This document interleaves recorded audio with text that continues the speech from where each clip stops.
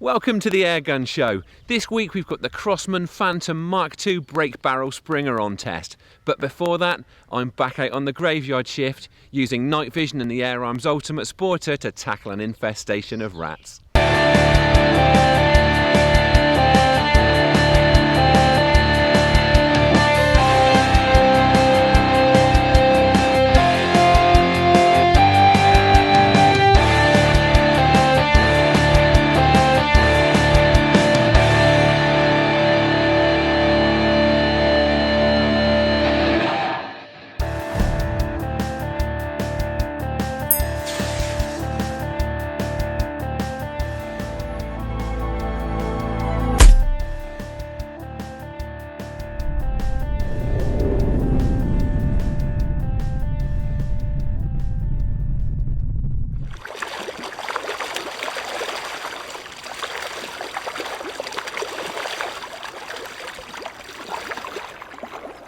We're back out ratting on the trout farm again this evening. Now they've actually been poisoning the rats since our last visit. However, with a stream running through the place which the rats presumably use like a highway, plus an abundance of food in the shape of all the trout pellets here, I'm pretty confident that we're going to see a few rats this evening. The rats gave us a bit of a tough time last time we were here, so I'm also keen to try out a few different tactics. Let's see how it goes.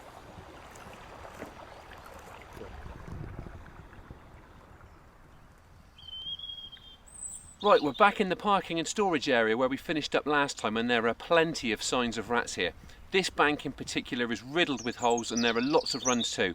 And over in the damper mud there are lots of little ratty footprints, so I'm in no doubt that there are plenty of rats moving around here, and it's certainly a place that I reckon is worth targeting to start with.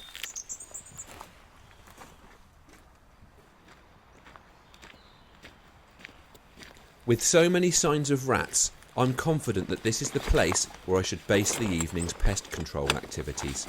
So I set out my stool and then turn my attention to drawing out the rats and persuading them to settle where I can get clear shots at them.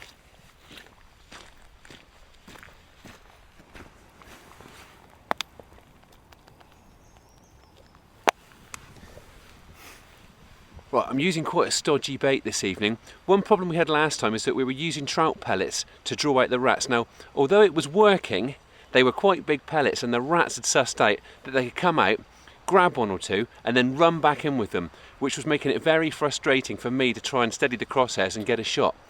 With this more gooey bait, I'm hoping that they have to hang around and lap it up, and that'll give me plenty of time to get my shot off. In here I've got cat food, tuna fish and a few ground up pellets, so if that doesn't attract the rats, I don't know what will. My rat bait may sound and look pretty disgusting, but it's packed with flavours and smells that should appeal to the hungry rodents and draw them out from their dark hiding places. Right, I've come back to where I'm going to be shooting from, just so I can get a good clear look at the target area, because there's absolutely no point in putting bait spots out if I can't get a good view of them when the rats move out onto them.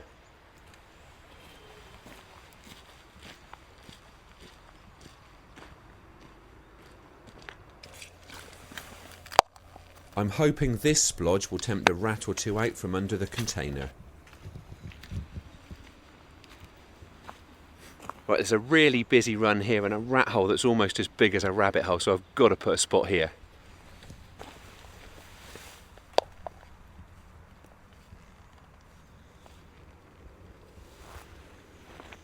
There's a well-trodden run here where it looks like the rats are moving out from the hedge and running out across the track, so I've got a bait spot there. That makes it, I don't know, half a dozen or so in total, which is enough, I think, for me to keep an eye on. And that's just a matter of sitting down, waiting. Hopefully those rats will come out and feed on it.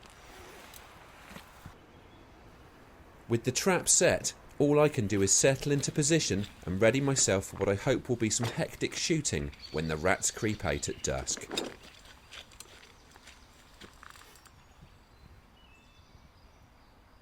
Another problem we had last time was that the rats were surprisingly lamp shy, so I'm going to try night vision tonight. Hopefully, by switching over to infrared instead of using conventional lamplight, I'll be able to pick off the rats without them even realising that I'm here. So we just need to wait for it to get dark, and hopefully this kit will come into its own.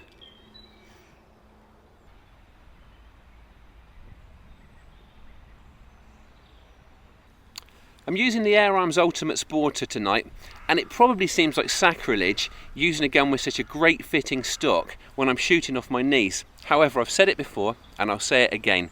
The very flat underside of the forend actually makes for a brilliant and very steady platform when you're resting it on your lap looking through a screen like the one on the night sight. Also, it's a very quiet, very accurate airgun, which makes it brilliant for nighttime ratting. On top of that, it's got a really smooth, side lever activated 10-shot magazine system, which makes for really quick, really easy reloading when you're shooting in the dark.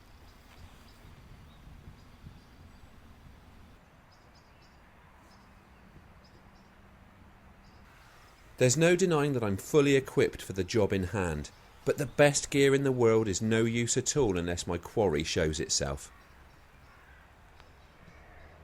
Right, the light's going now, so we're going to change over to the night vision camera and hopefully start to pick out a few rats on the night vision that I've got on the scope.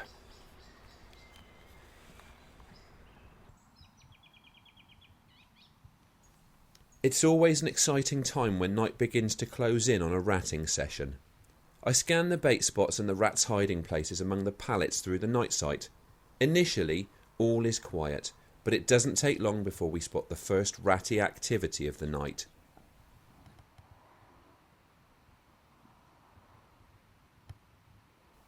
There are rats on the move, but they're fidgety and not as keen to settle on the bait spots as I'd hoped. I miss a couple of half chances, but I'm not too worried. More opportunities will come, and I always prefer to wait it out for a shot at a static target. I continue scanning through the darkness, hoping to pick out another rat in the infrared beam. It isn't long before I get one in the crosshairs, and this one's more obliging. And with the first one down, another quickly follows.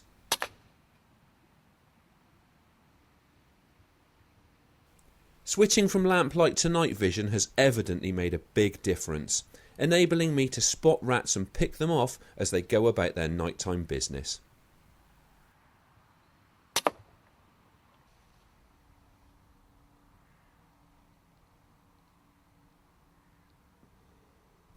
And the scaly-tails aren't just moving by the pallets. The monochrome sight picture through the night sight soon reveals a rat tucking into a bait spot I put out on the bank.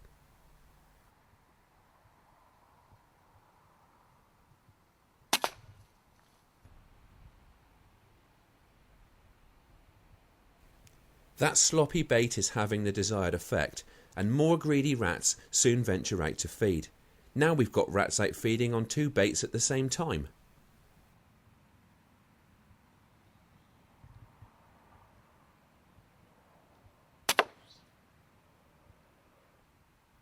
This rat is completely oblivious as it tucks in. Well, the night vision's definitely working. The rats are moving much more confidently, and as a consequence we're definitely getting more shots tonight. And even when the rats aren't on the baits, the extra stealth of MV is enabling me to snipe them in the darkness.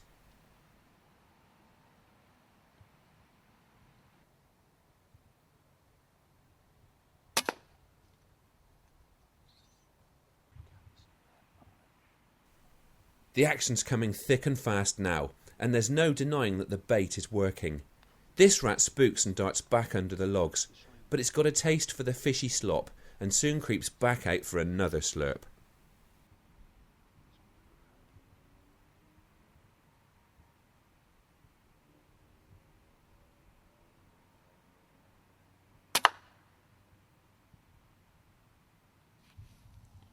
Right, it's going really well. I've already gone through a whole magazine. Got another one, just got it out of my pocket, which is already filled up, so pop the second magazine in. We're straight back in action.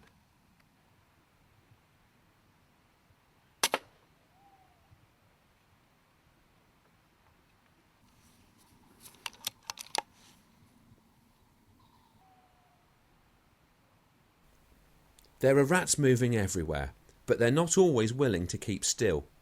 But my quarry doesn't appear to be aware of me or the cameraman. These rats are just going about their business, scuttling around in the darkness and staying close to the places where they feel safe from the threat posed by natural predators like owls and foxes.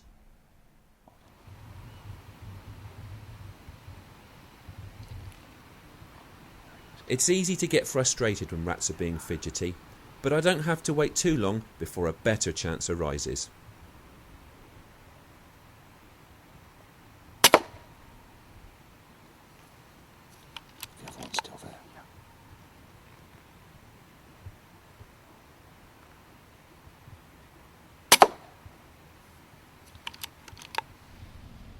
Well, that certainly makes the point about the importance of a multi-shot magazine for shooting in the dark. Got two in really quick succession there, and I've got a feeling there's another one hiding out under there.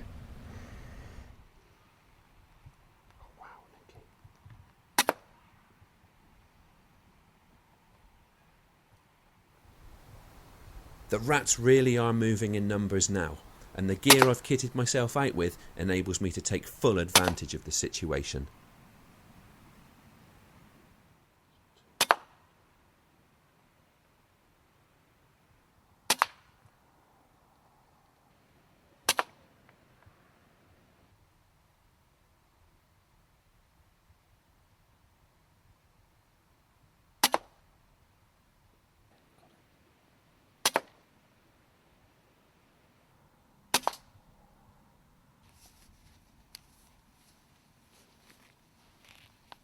And so it's in with another magazine, and straight back down to the business of picking off any stragglers.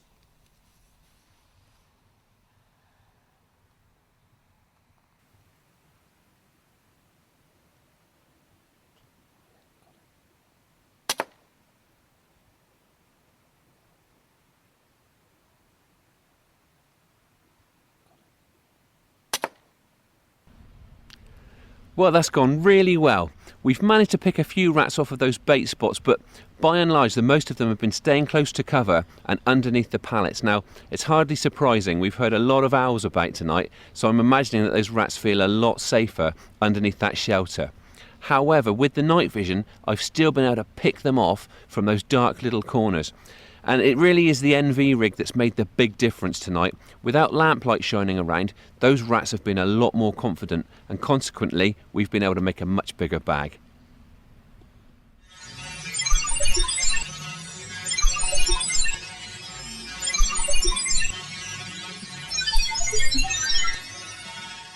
Well, that was certainly a busier night's shooting than our first visit to the trout farm. And now, it's over to the Airgun Show news. This is the Airgun Show news, brought to you by the Airgun Centre.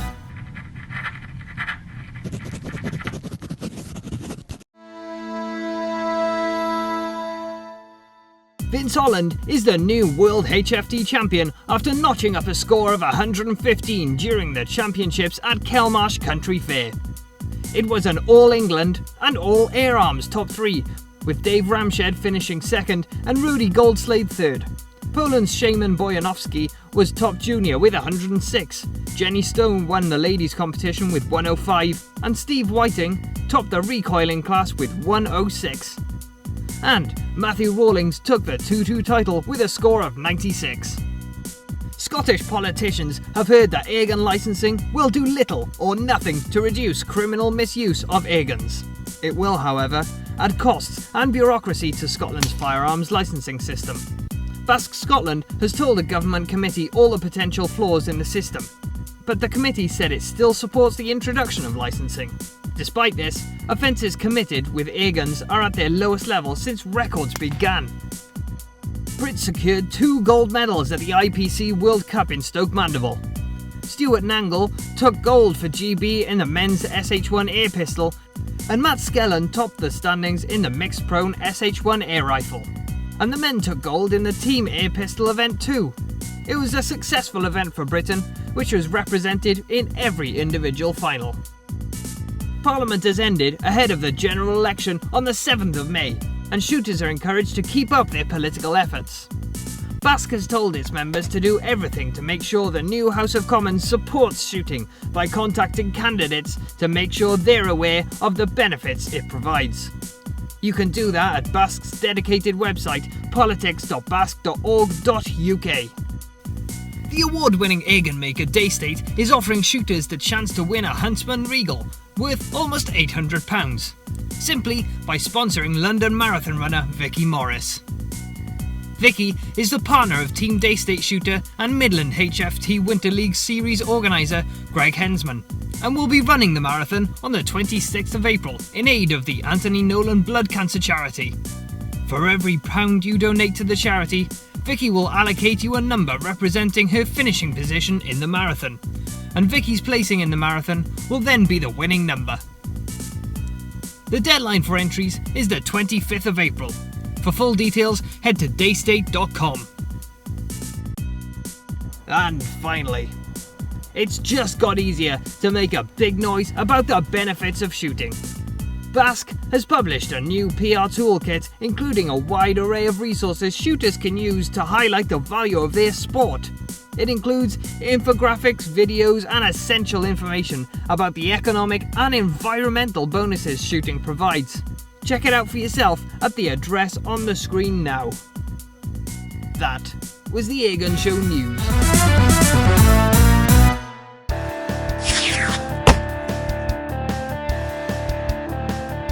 This week's review gun is the Crosman Phantom MkII, distributed in the UK by ASI. It comes complete with a centre point scope and one-piece mount. Now that's a pretty generous bundle to throw in with what already appears to be an impressive airgun, especially when you consider that it retails for just £199. So let's take a closer look and see just what you get for your money. The Phantom MkII measures up at quite a lengthy 112 centimetres. However, its synthetic stock keeps weight well below 4 kilos with the scope and mounts fitted. It's also exceptionally well balanced, so although it's an adult-sized airgun, I don't think junior shooters are going to have too much trouble handling it. That synthetic stock makes for a robust gun. There's no fragile woodwork to worry about scraping or denting if you intend to use this airgun for farmyard pest control. And there are large areas of stippling on either side of the forend and on the pistol grip. It makes for a tactile stock and certainly improves grip. Although it's an ambidextrous stock, the fit is exceptionally good. The long forend gives plenty of purchase and is just the right width for a comfortable hold. The curve of the pistol grip sets you up just right for the trigger, and that raised cheek piece gives great eye alignment with the scope. That scope is worthy of special mention. It has a zoom from 3 to 9 times magnification and a 40mm objective lens. It's also got a mil-dot reticule and is parallax adjustable down to just 10 metres. It even comes with a super sturdy one-piece mount. This kit certainly includes everything you need to keep on target. The barrel is fully enclosed in a shroud that has a neat looking taper at the end. Apart from looking good, it also helps with sound suppression, and this is an exceptionally quiet airgun for a Springer. Finish and engineering also appear to be tidy throughout, and the Phantom MkII also passes my very scientific shake test with flying colours. There are absolutely no rattling components. Although this Crosman brake barrel produces power close to the 12 foot-pound legal limit, the cocking stroke is very smooth and takes surprisingly little effort, a point that's certainly going to appeal to junior-sized shooters. Once the barrel's locked down, pellets are loaded direct to the breech, then you snap it back up into its secure lockup, ready to shoot. The trigger unit's pretty good too. The blade's got a wide flat front edge with a gentle curve that cradles the finger nicely. It's a 2-stage unit, the one on the test gun having quite a short first stage and a hint of creep in the second stage. However, I found it easy enough to predict with practice, and although it's adjustable, I decided to leave it with the factory settings. There's a manual safety catch just in front of the trigger blade. I don't think that's the best place to situate a safety catch, but this one works well enough. Pull it back to make the gun safe, then flick it forward when you're ready to take the shot. Best of all, it's resettable without having to recock the gun. That's an overview of the Phantom MkII's main features. Let's try it out on some targets and see what it can do.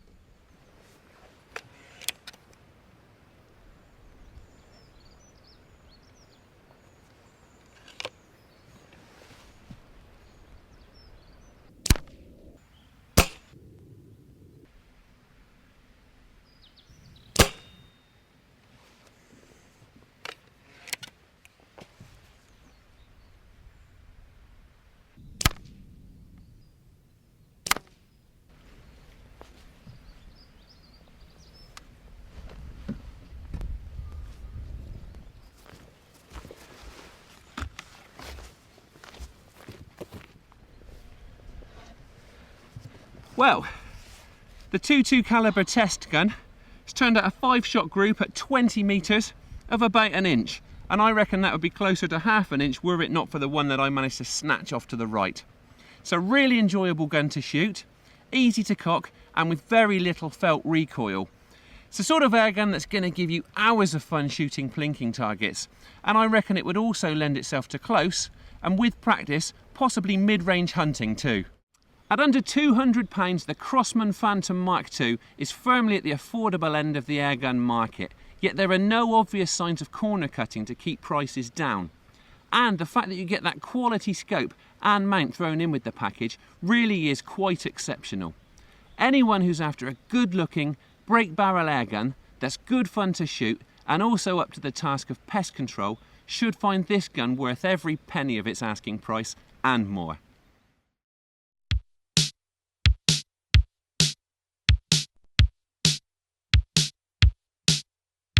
That's all we've got time for this week, but we'll be back again in a fortnight.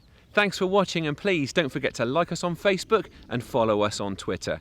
And if you aren't already a member of the BASC, it's time you joined the organisation that works to promote and protect your sport.